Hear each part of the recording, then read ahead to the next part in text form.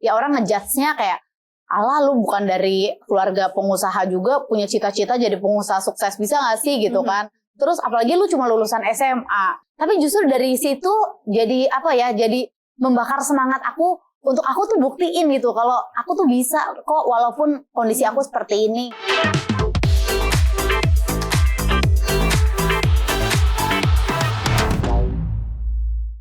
Halo ladies, apa kabar? Selamat datang di podcast Top Woman Talk, sebuah podcast persembahan dari Cuap Cuap Cuan dan juga CNBC Indonesia untuk seluruh perempuan-perempuan hebat yang ada di Indonesia. Apa kabar ladies? Semoga selalu sehat, selalu berbahagia, selalu semangat.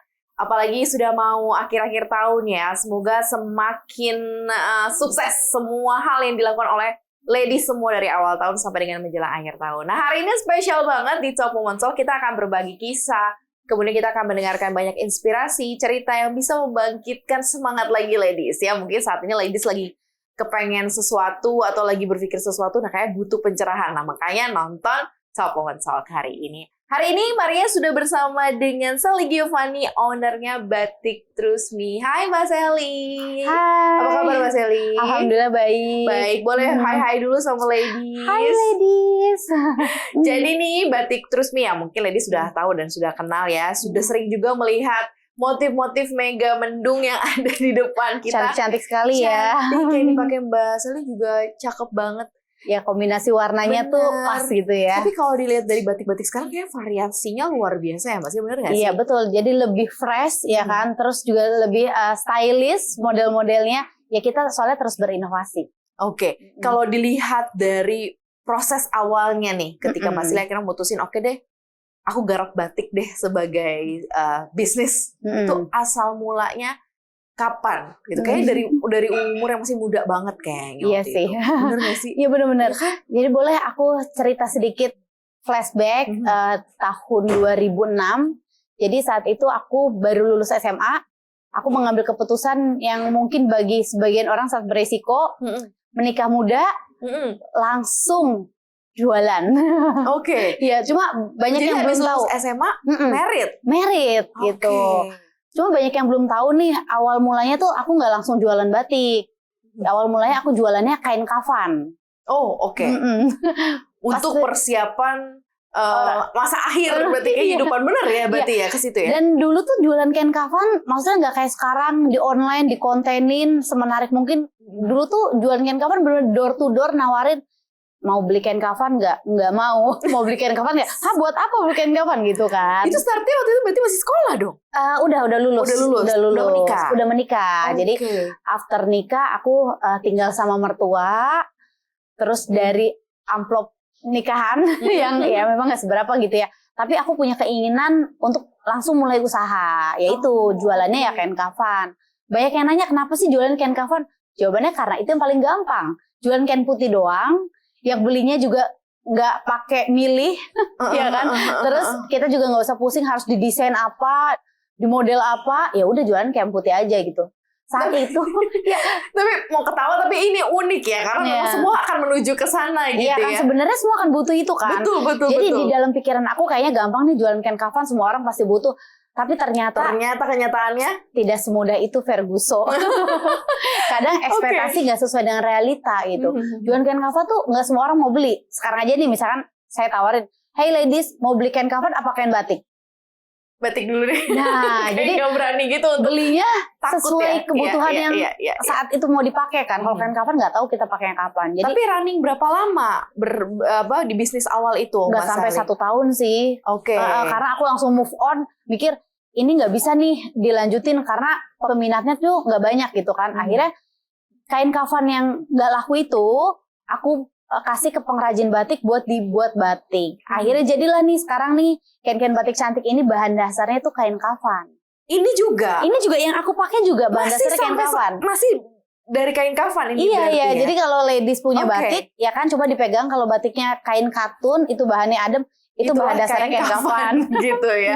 Berarti yang dipakai digunakan itu dasarnya ke situ. Tapi aku pengen mundur lagi nih, ketika kemudian sempat berjualan kain kafan, sempat ada yang beli nggak? Tapi sempat ada yang beli, cuma nggak seberapa. Jadi tiap hari aku tuh dari pagi naik motor keliling sampai maghrib pulang, itu paling lakunya 3, 4 gitu loh. Jadi kayak cuma buat makan sehari-hari aja, sedangkan impianku tuh sangat tinggi gitu kan. Cita-citaku juga besar ya, makanya aku pengen kayaknya ini harus kita berinovasi, mau bisnis yang lain nih, jangan cuma kain kafan gitu. Ketika dikasih ke pengrajin berarti udah kenal dong Mbak Sally dengan pengrajinnya. Tetangga. Jadi tetangga mertua aku tuh pengrajin batik gitu. Dikasih deh nih kain kafan gitu. Awalnya yang aku tahu kain kafan itu cuma seragam batik, ya kan?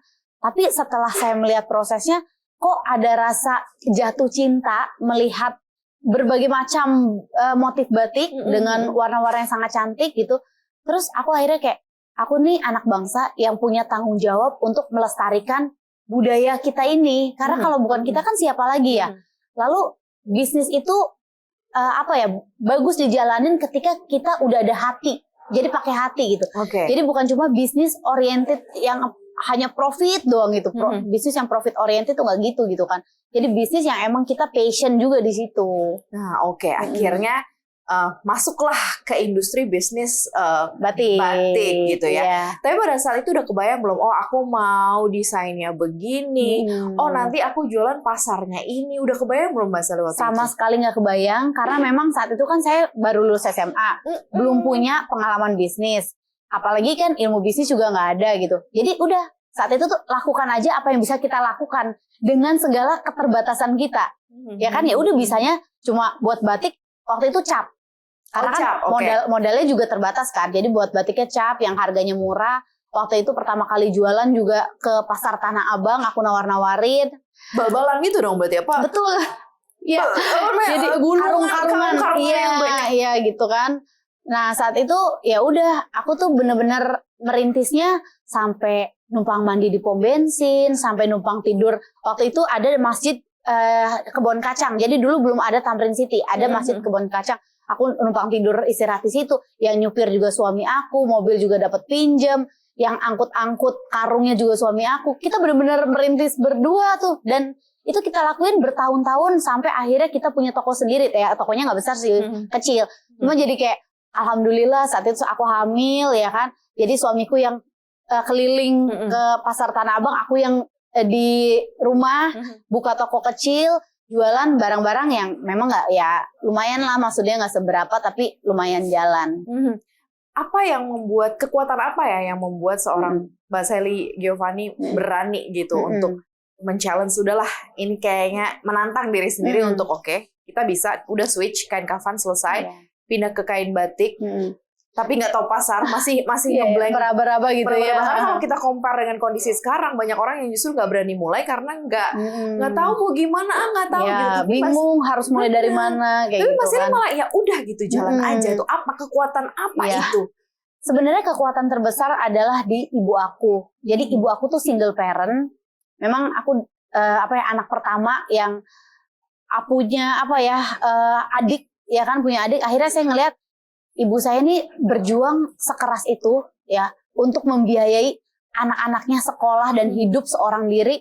Aku belajar dan terinspirasi dari itu gitu kan. Jadi aku nih anak perempuan pertama yang harus bisa membanggakan ibu aku nih. Gitu. Jadi ibu aku nggak sia-sia nih berjuang selama ini. Aku harus jadi orang yang sukses, walaupun ya orang ngejudge-nya kayak, alah lu bukan dari keluarga pengusaha juga, punya cita-cita jadi pengusaha sukses, bisa nggak sih gitu kan. Terus apalagi lu cuma lulusan SMA, ya kan, emang bisa jadi orang sukses. Tapi justru dari situ jadi jadi membakar semangat aku untuk aku tuh buktiin gitu kalau aku tuh bisa kok walaupun kondisi aku seperti ini gitu. Dan ternyata bisa sampai alhamdulillah sekarang ya. Walaupun perjuangannya maksudnya nggak instan kan. Aku mulai dari 2006, sekarang udah 2025, hampir 20 tahun. Tahun depan 20 tahun ya ternyata merintis ini semua. Tapi ingat nggak sih pertama kali barang kamu laku ini ya, kain ini laku tuh ke siapa dan buat apa waktu itu, tahu nggak? Ingat? Iya, ingat dong. Pertama kali nawar-nawarin kan ke kios-kios Tanah Abang. Awalnya ditolak karena mereka udah punya suppliernya masing-masing, udah punya supplier langganan lah lama. Tapi aku tuh sampai bilang, mohon udah titip aja dulu, nggak apa-apa, kayak titip jual gitu loh. Kalau yang laku nanti baru dibayar nggak apa-apa gitu. Yang penting saya bisa menitipkan barang dagangan saya di situ. Jadi yang pertama kali laku tuh batik Megamendung cap. Cuma Megamendung doang gitu. Soalnya saat itu aku juga belum riset market, ternyata Megamendung tuh ada banyak banget macamnya gitu. Ada yang batik Megamendung cap, ada yang tulis, ada yang kombinasi cap dan tulis, ada yang dikombinasi pakai kupu-kupu, pakai burung, pakai bunga-bunga. Ternyata sebanyak itu. Dan aku dulu jualnya cuma yang standar cap Megamendung doang. Di satu toko tuh ada yang akhirnya. Iya, akhirnya ada yang mau terima. Dia bilang, ya udah kalau laku nanti aku bayar, kalau nggak laku ya aku balikin. Ya udah deh nggak apa-apa gitu kan. Ternyata hasilnya laku. Laku cuma emang nggak banyak. Ada yang beberapa yang dibalikin. Tapi dari situ aku tuh belajar ya.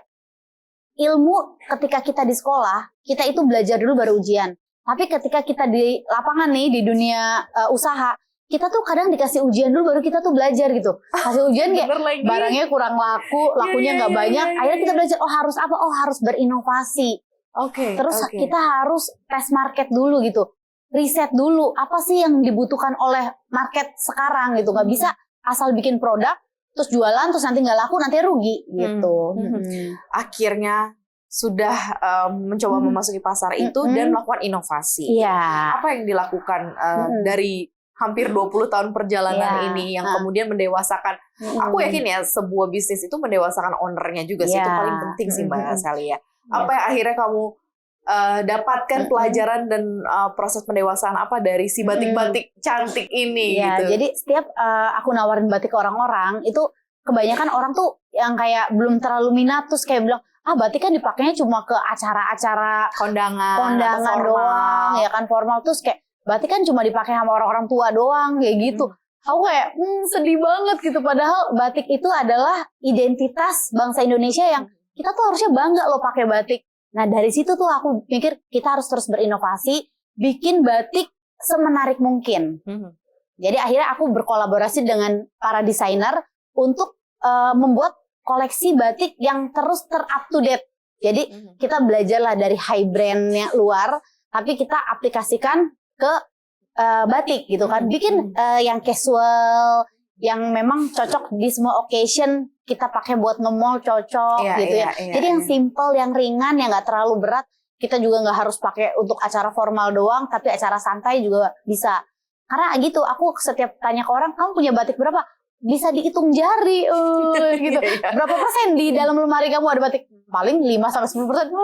Gitu, sedih dari situ sih. Jadi aku terus semangat bikin batik tuh bisa dicintai, bisa dipakai di semua occasion. Terus orang-orang tuh minimal ya, minimal batiknya tuh 50% lah di lemarinya gitu. Jadi ya dalam seminggu tuh pengen banget orang tuh, kalau aku kan pakai batik tiap hari nih, pengen banget kayak ya udah 3 hari pakai batik boleh dong gitu. Itu cita-citanya ya, sehingga makanya menjadi salah satu mungkin core dasar seorang owner batik gitu ya, untuk bisa lebih membatikan lemari-lemari orang-orang. Betul, aku pengen banget membatikan seluruh masyarakat Indonesia biar sering pakai batik gitu. Sering pakai batik. Dalam perjalanan 19 tahun ini Mbak Sally, target bisnis yang ada di angan-angan kamu dulu itu sudah sesuai atau belum? Belum, masih jauh. Masih jauh? Iya, itu kan cita-cita besar aku, pengen membatikan seluruh masyarakat Indonesia.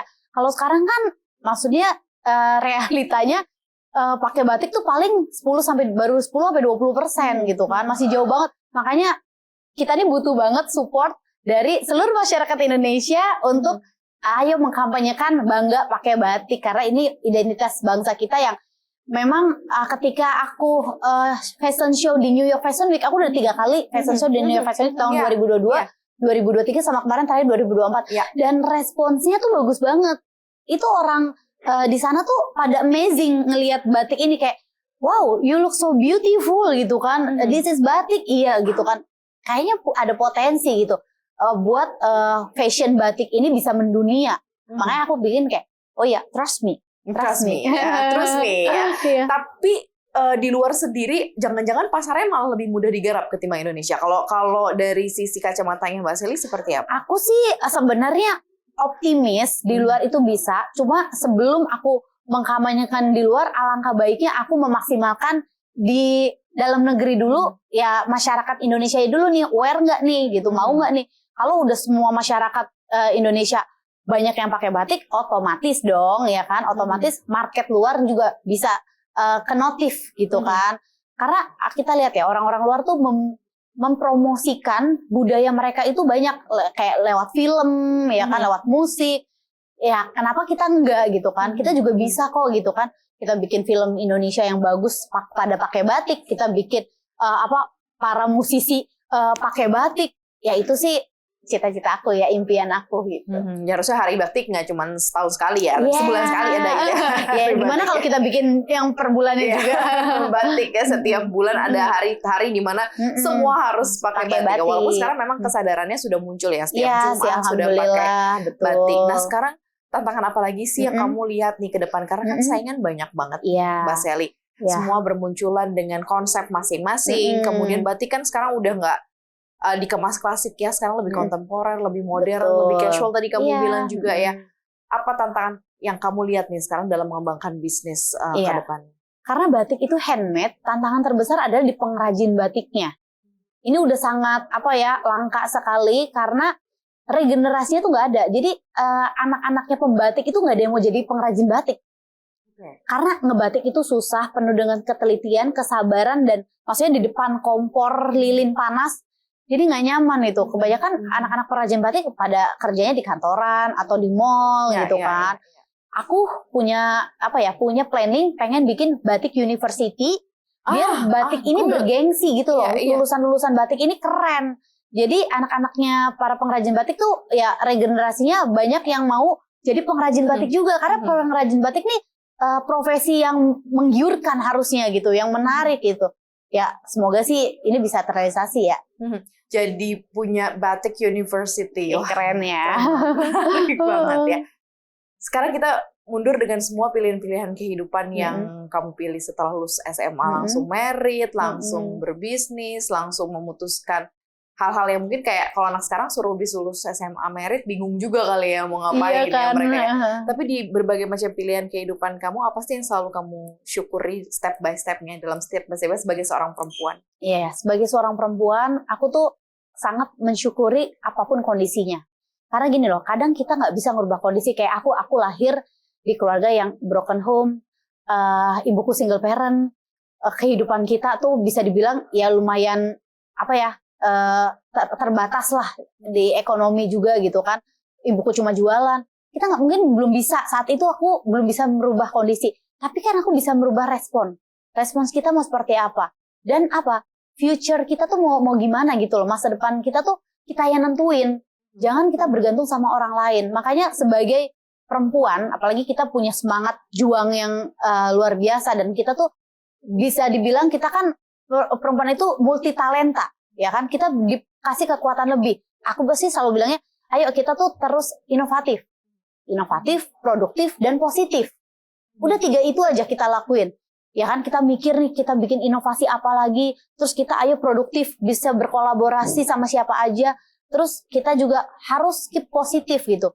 Kalau misalkan ya mungkin namanya manusia ya kadang adalah gitu kan, up and down-nya gitu kan, kadang ada energi negatifnya, kadang mungkin ada dari faktor eksternal, tapi dari internal kita tuh harus lebih kuat yang energi positifnya.